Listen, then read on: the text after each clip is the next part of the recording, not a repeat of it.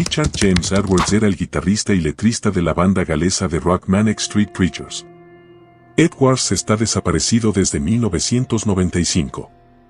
Richie Edwards creció en Blackwood, Gales, donde asistió a la escuela Oakdale Comprehensive. Entre 1986 y 1989 asistió a la Universidad de Gales, Swansea, y se graduó con un grado académico en Historia de la Política. Tiene una hermana llamada Rachel.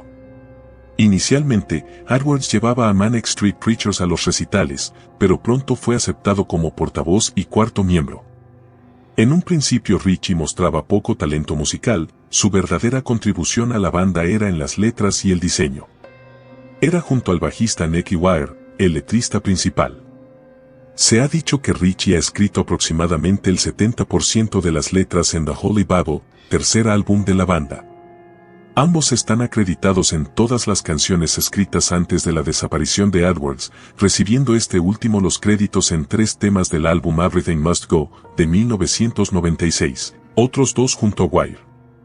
A pesar de la falta de aportes musicales por parte de Edwards, él contribuyó a la dirección musical total y según el resto de la banda en el DVD Everything Must Go, tomó un papel decisivo en el acercamiento al sonido de la banda.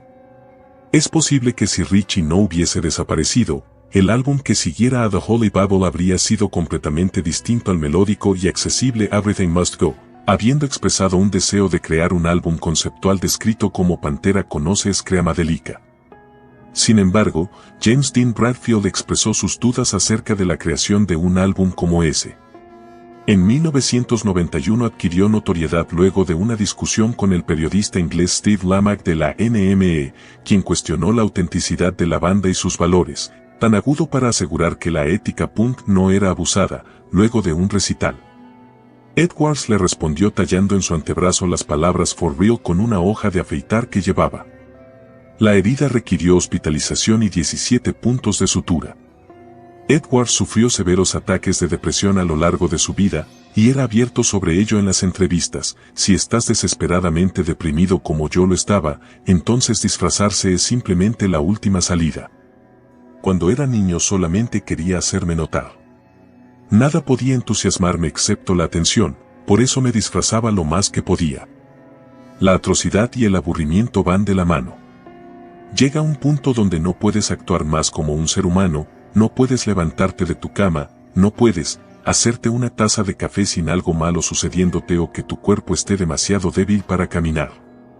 Además se automutila, principalmente al apagarse cigarrillos sobre su cuerpo y al cortarse, cuando me siento mucho mejor.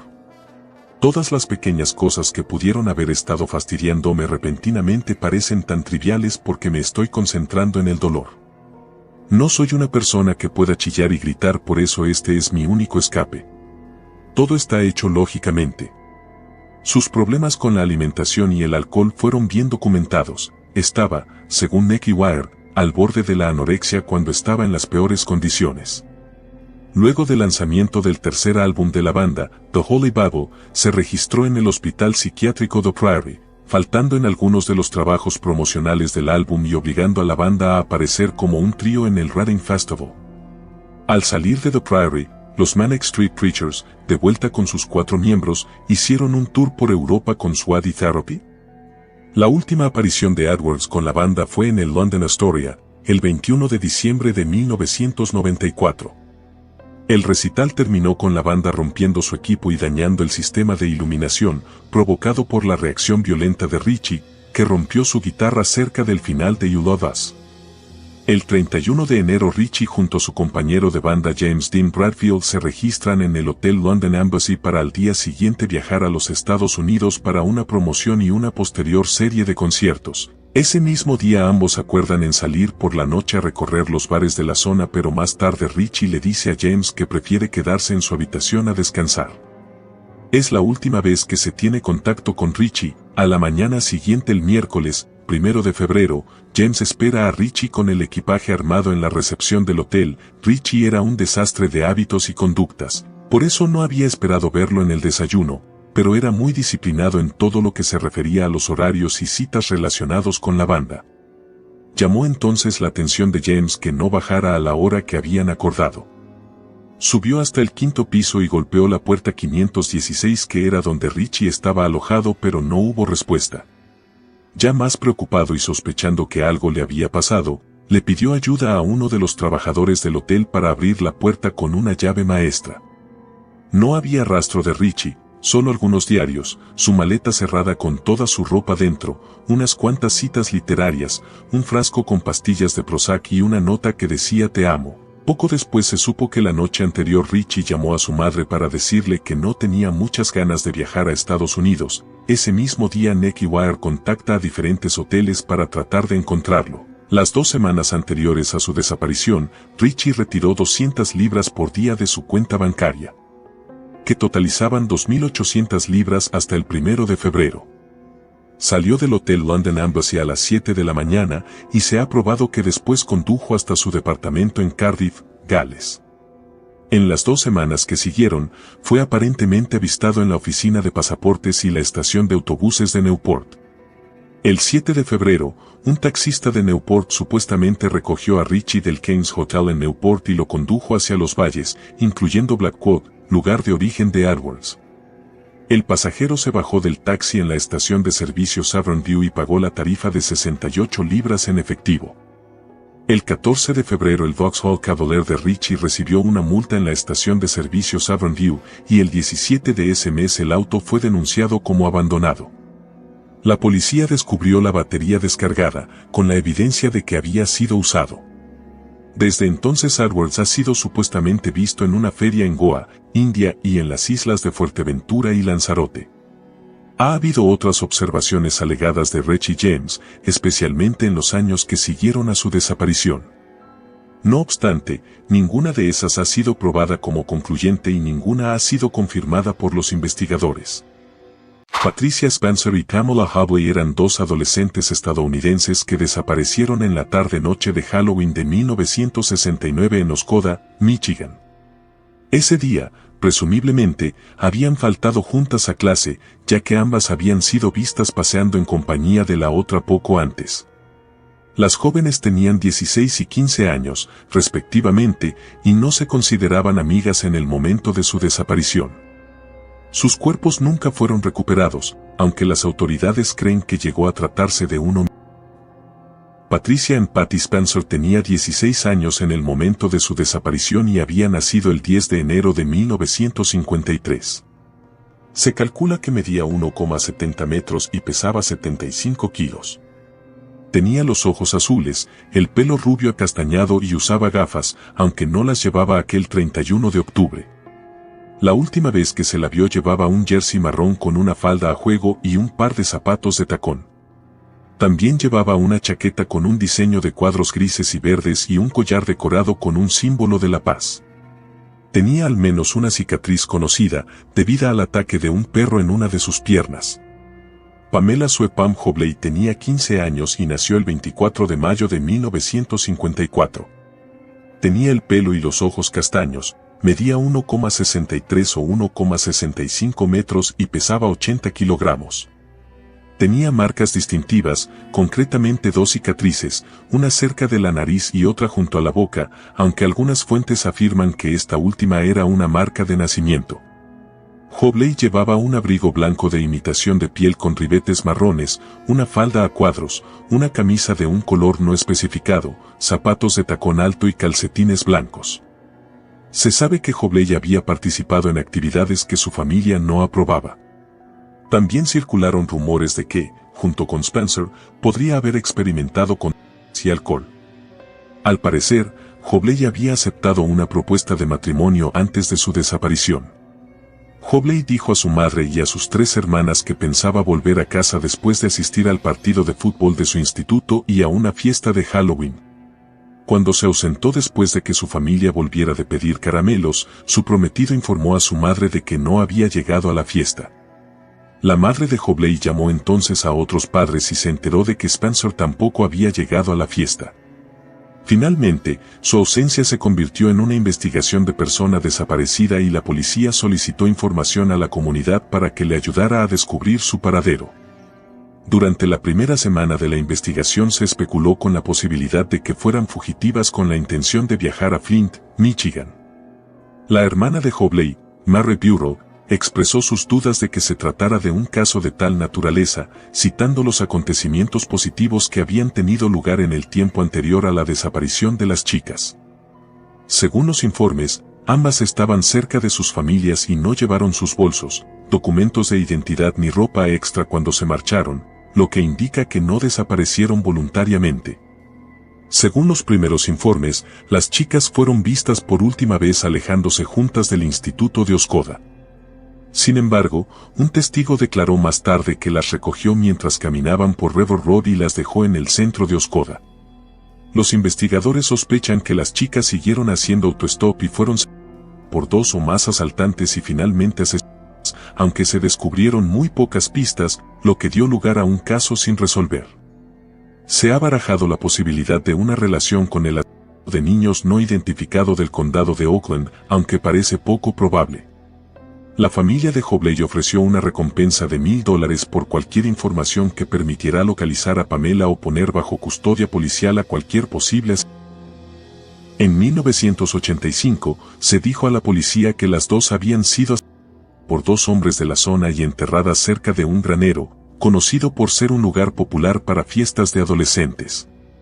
Décadas más tarde, el jefe de policía local dirigió una investigación sobre esta sugerencia y una búsqueda en la zona, con ayuda de perros detectores de cadáveres, en la que no aparecieron pruebas detectables de que hubiera restos humanos en el lugar. Se desconoce si el hombre que poseía la propiedad en aquel momento ha sido considerado persona de interés. También se registraron sin resultado otros lugares conocidos por ser frecuentados por adolescentes. Un hombre, ya fallecido, afirmó haber llevado a Hobley y Spencer el día en que desaparecieron, pero esta pista ya no se considera creíble.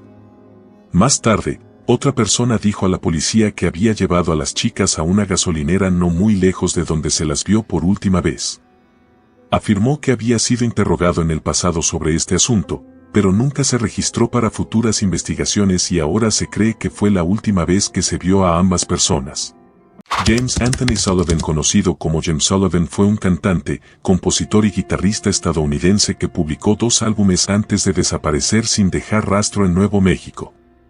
Sullivan se crió en el área de Linda Vista en San Diego, California, donde sus padres, estadounidenses de origen irlandés, se habían mudado con sus 7 hijos desde Nebraska para trabajar en la industria de defensa. Un joven alto, fue quarterback en el instituto.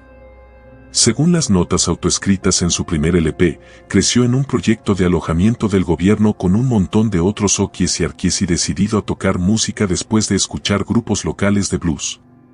Se casó y tocó la guitarra en una banda de rock local, The Survivors, con su cuñada Kathy Doran. Él y un amigo compraron un bar cerca de su universidad, pero el bar perdía dinero, y en 1968 se trasladó con su esposa Barbara y su pequeño hijo a Los Ángeles. Mientras su mujer trabajaba como secretaria en Capitol Records, Sullivan escribía canciones y actuaba en clubes cada vez más prestigiosos en el área de Los Ángeles. En particular, se estableció en el Club Raft de Malibu, donde se hizo amigo de figuras de Hollywood como Lee Majors, Lee Marvin y Harry Dean Stanton. Apareció como extra en la película Easy Rider y actuó en el espectáculo televisivo de José Feliciano. Sus amigos contribuyeron al financiamiento de la grabación de su primer álbum de canciones con músicos de sesión destacados de Los Ángeles, Don Randy al teclado, el batería Earl Palmer y el bajista Jimmy Bond, que fue también el arreglista y coproductor. Después que Nick Danner de Capitol lo rechazara, fue lanzado por el amigo de Sullivan Al Dabbs en una pequeña compañía discográfica, Monye, sello creado para ese único propósito. El álbum, UFO, fue publicado en 1969 y las canciones de Sullivan presentaban una mezcla de folk, rock y country, siendo comparado con Fred Neil, Tim Hardin, Gene Clark y Joe South, con arreglos al estilo de David Axelrod. El álbum fue remezclado y republicado por Century City Records en 1970 y la canción Rosie fue lanzada como sencillo, pero tuvo poco impacto en el momento. Sullivan continuó actuando en clubes. En 1972, grabó un segundo álbum, Jim Sullivan, arreglado por Jim Heward, producido por Lee Burch y publicado por Playboy Records. Otra vez, sin embargo, el trabajo no tuvo éxito ni adecuada difusión. A medida que Sullivan recurría más al alcohol y su matrimonio empezaba a desintegrarse, decidió en 1975 viajar a Nashville, donde Kathy Doran trabajaba como cantante y compositora, e intentar encontrar el éxito allí. Sullivan dejó Los Ángeles el 4 de marzo de 1975, para conducir a Nashville solo en su Volkswagen Escarabajo. Al día siguiente, fue amonestado por un patrullero de carretera respecto a su conducción dando bandazos. Estaba sobrio y le prometió parar a descansar. Se registró en la Mesa Motel en Santa Rosa, Nuevo México. Informes posteriores sugieren que no durmió allí y dejó su llave dentro de la habitación y que compró vodka en una tienda de la ciudad. Fue visto al día siguiente aproximadamente a 26 millas, 42 kilómetros, de distancia, junto a un rancho remoto propiedad de la familia Genetti. Su coche fue más tarde encontrado abandonado cerca del rancho, y según se dice fue visto por última vez alejándose de él. Dentro del automóvil quedaron el dinero de Sullivan, documentación, guitarra, que familiares y amigos afirmaron jamás abandonaría, ropa y una caja de sus discos sin vender. Nunca fue vuelto a ver, y los informes atribuyen su desaparición a ser haberse desorientado y perdido, o incluso según la leyenda urbana, particularmente a la luz del título de su primer álbum, Secuestro Extraterrestre. Grupos de búsqueda no pudieron encontrar rastro de él. Un cuerpo descompuesto que se parecía a Sullivan fue más tarde encontrado en una área remota a varias millas de allí, pero se determinó que no era él. Los álbumes de Sullivan, especialmente UFO, se fueron volviendo de culto en los años posteriores, en parte debido a su rareza y oscuridad. En 2010, Matt Sullivan, sin ningún parentesco, el fundador de Light in the Attic Records, decidió reestrenar UFO e intentos serios de resolver el misterio de la desaparición de Sullivan, entrevistando a muchos de quienes le conocieron y aquellos implicados en sus discos, pero revelando poca información nueva. El álbum fue lanzado en CD en 2011. Una nueva colección de maquetas inéditas de Sullivan, If the Evening Were Done, fue lanzada en 2019 por Light in the Attic Records. Brian Randall Schaefer era un estudiante de medicina de la Universidad Estatal de Ohio. En la noche del 31 de marzo de 2006, Schaefer salió con sus amigos por la zona de Copas de Columbus para celebrar el comienzo de las vacaciones de primavera. Más tarde se separó del grupo y el resto de amigos supusieron que había decidido regresar a casa. Sin embargo, una cámara de seguridad cerca de la entrada de un bar lo grabó brevemente hablando con dos mujeres justo antes de las 2 de la madrugada, el 1 de abril, y luego aparentemente volvió a entrar al bar. Desde entonces no ha vuelto a ser visto. Schaefer nació y creció en Pickerington, un suburbio a las afueras de Columbus, capital del estado de Ohio, en el que también se encuentra la Universidad Estatal de Ohio, donde Brian estudiaba. Era el mayor de los dos hijos de Randy y Renee Schaefer. Se graduó de la escuela secundaria local en 1997 y fue a la OSU por su trabajo de pregrado. 6 años después se graduó con un título en microbiología.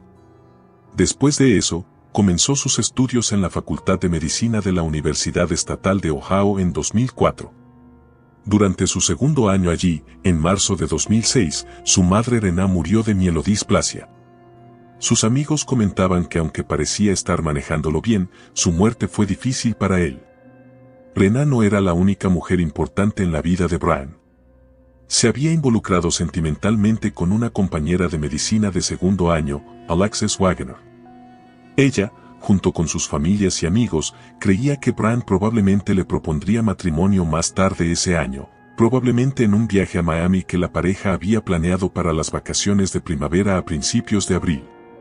Era un destino atractivo para Brian, quien solía comentar que le gustaban los estilos de vida relajados.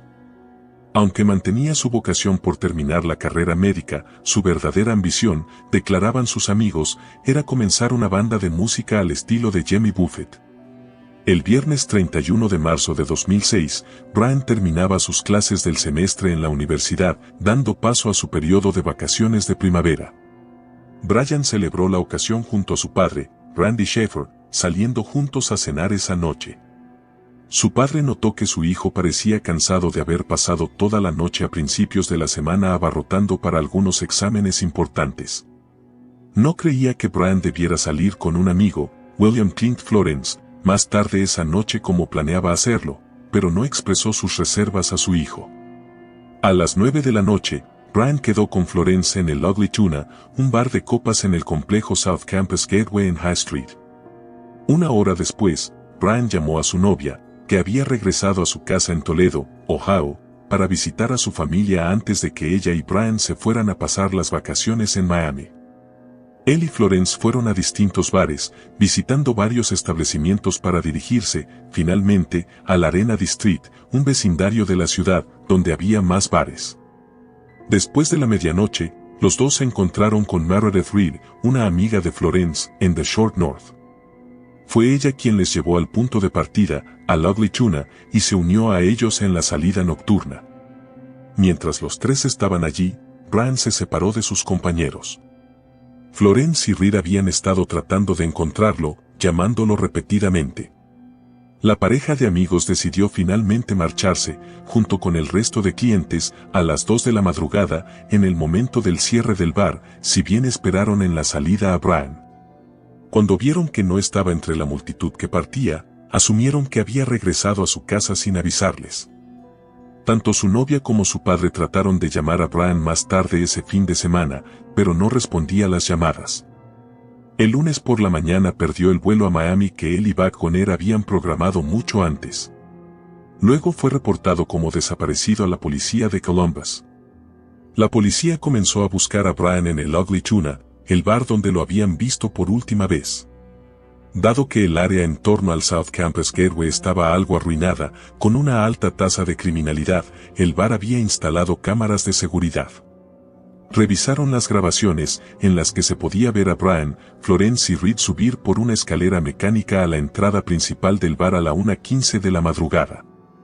Brian fue visto fuera del bar alrededor de la 1:55, 40 minutos después de entrar, hablando brevemente con dos mujeres jóvenes y despidiéndose. Desapareció del visor de la cámara y se dirigió a la escalera de subida al bar para, aparentemente, volver a entrar. Pero la cámara no le grabó saliendo poco después cuando el bar echó el cierre.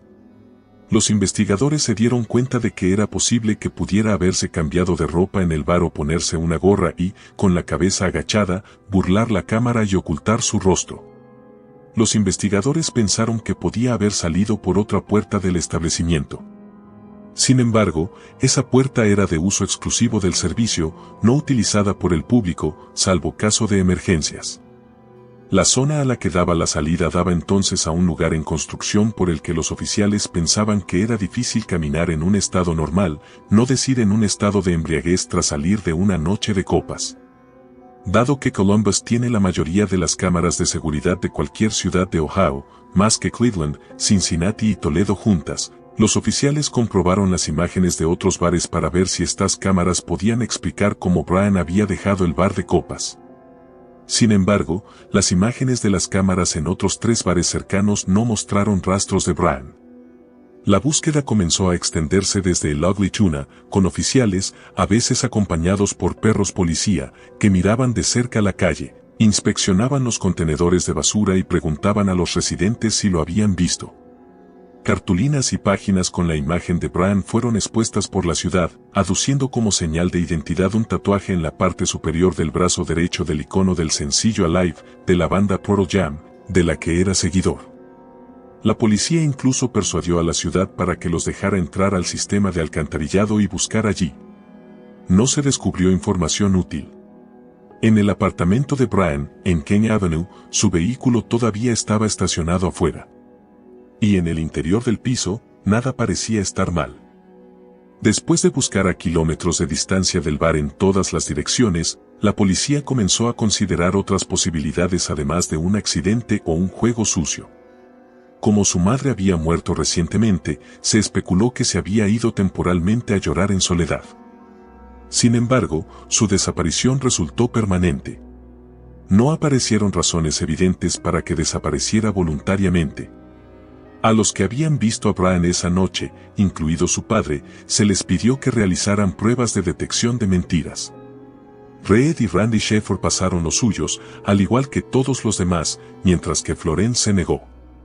Las 2 mujeres con las que Brian había sido visto hablando por última vez fueron identificadas más tarde. En 2009 declararon que a ellas no se les pidió someterse al polígrafo. Waggoner llamaba al teléfono de Brian todas las tardes antes de acostarse mucho tiempo después de la desaparición. Por lo general, dejaba los mensajes en el buzón de voz, pero una noche de septiembre sonó 3 veces. Seguía llamándolo para escucharlo simplemente porque era uno de los mejores sonidos que había escuchado, incluso si nadie contestaba, escribió en su página de MySpace. Singular, el proveedor de servicios inalámbricos de Brian, dijo que lo que escuchó Waggoner pudo deberse a un fallo de la computadora. Se detectó un ping desde el teléfono en una torre celular en Hilliard, a 23 kilómetros al noroeste de Columbus. La policía recibió muchos consejos, ninguno de los cuales resultó en avances importantes en el caso. En un concierto de Pearl Jam más tarde ese año en Cincinnati, el cantante Eddie Vedder se tomó un tiempo entre las canciones para pedir consejos sobre la desaparición de Brian, pero ninguno de esos tampoco fue útil. Se investigaron posibles avistamientos en Michigan, Texas e incluso Suecia. Randy Saffer continuó la búsqueda de su hijo por su cuenta. Un psíquico que consultó le dijo que el cuerpo de Brian estaba en el agua cerca del muelle de un puente. Él y Derek, el hermano de Brian, junto con otros ciudadanos que se habían interesado en el caso, compraron aves zancudas y pasaron gran parte de su tiempo libre a lo largo de las orillas del río Olentangy, que fluye a través de Columbus adyacente al campus de la universidad, buscando en vano para el cuerpo cerca de los puentes. Esa posibilidad también llevó a la policía a considerar brevemente la muy discutida teoría de la por el asesino en serie conocido como cara sonriente. Brian Saffer, según esta teoría, sería la única víctima del asesino cuyo cuerpo aún no se habría encontrado.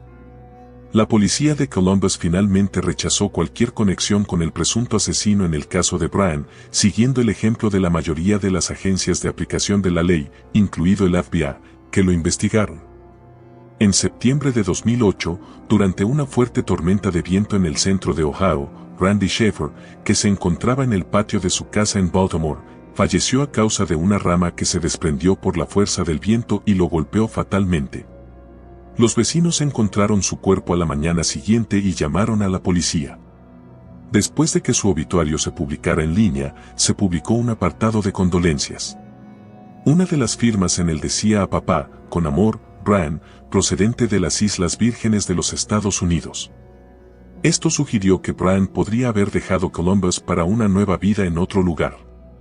Sin embargo, tras una investigación adicional, se encontró que la nota había sido publicada desde una computadora accesible al público en el condado de Franklin y que solo se trataba de una broma. Poco después de la muerte de Randy Schaefer, Neil Rosenberg, abogado de Florence, el amigo de Brian, escribió a Don Corbett, un investigador privado que ofreció su tiempo como voluntario para ayudar a la familia Saffer a encontrar a Brian, en relación con la negativa de su cliente a realizar una prueba de detección de mentiras. Rosenberg insinuó que se había enterado de que la policía de Columbus que investigaba el caso creía que Brian estaba vivo. En abril de 2009, Dolandran, el periódico estudiantil del estado de Ohio, reveló dicho encuentro entre el abogado y el investigador. Si Brian está vivo, ¿qué es lo que me hace creer después de hablar con el detective involucrado? Entonces es Brian, y no Clint, Florence, quien está causando dolor y dificultades a su familia, escribió Rosenberg. Brian debería presentarse y terminar con esto. Florence, dijo, no tenía nada que ocultar, simplemente había dicho todo lo que sabía desde el principio y no vio el valor de hacerlo nuevamente.